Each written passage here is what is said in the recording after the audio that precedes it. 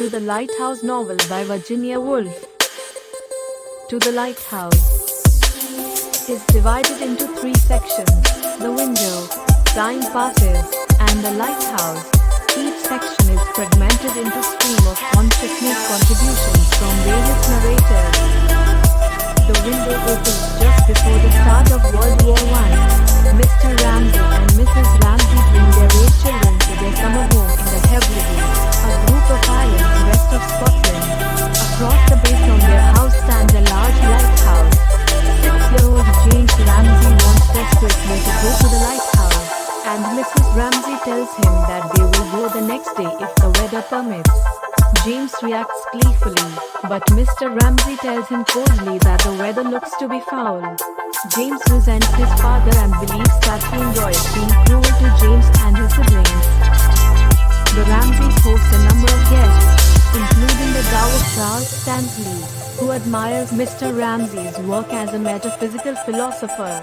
Also at the house is Lily Briscoe, a young painter who begins a portrait of Mrs. Ramsay. Mrs. Ramsay wants Lily to marry William Banks, an old friend of the Ramsays, but Lily resolves to remain single.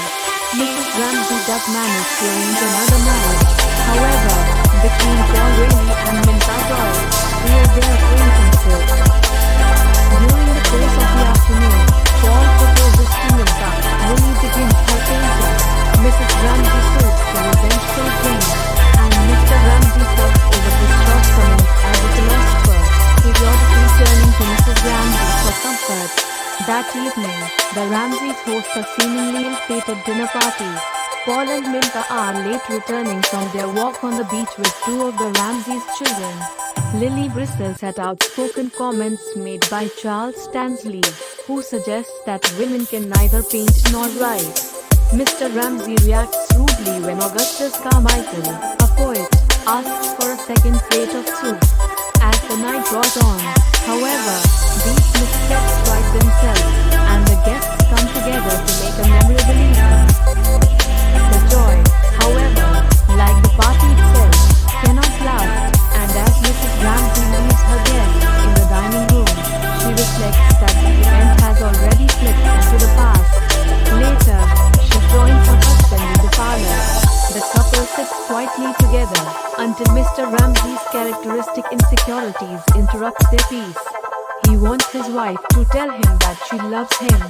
Mrs. Ramsay is not one to make such pronouncements, but she concedes to his point made earlier in the day that the weather will be too rough for a trip to the lighthouse the next day. Mr. Ramsay thus knows that Mrs. Ramsay loves him. Night falls, and one night quickly becomes another. Time passes more quickly as the novel enters the time passes segment. War breaks out across Europe. Mrs. Ramsay dies suddenly one night. Andrew Ramsay, her oldest son, is killed in battle, and his sister too dies from an illness related to childbirth. The family no longer vacations at its summer house, which falls into a state of disrepair. Weeds take over the garden and spiders nest in the house. 10 years pass before the family returns. Mrs. McNabb, the housekeeper, employs a few other women to help set the house in order. They rescue the house from oblivion and decay, and everything is in order when Lily Briscoe returns. In the lighthouse section, time returns to the slow detail of shifting points of view, similar in style to the window. Mr. Ramsay declares that he and James and Cam, one of his daughters, will journey to the lighthouse. On the morning of the voyage, delays throw him into a fit of temper. He appeals to Lily for sympathy, but, unlike Mrs. Ramsay, she is unable to provide him with what he needs.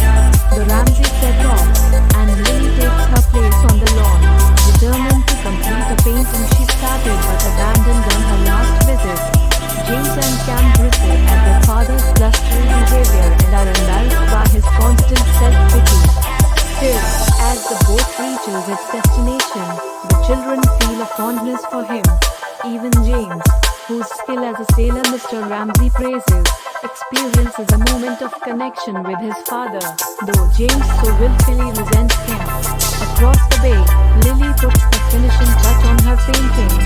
She makes a definitive stroke on the canvas and puts her brush down, finally having achieved her vision. Let's end our novel with the quote.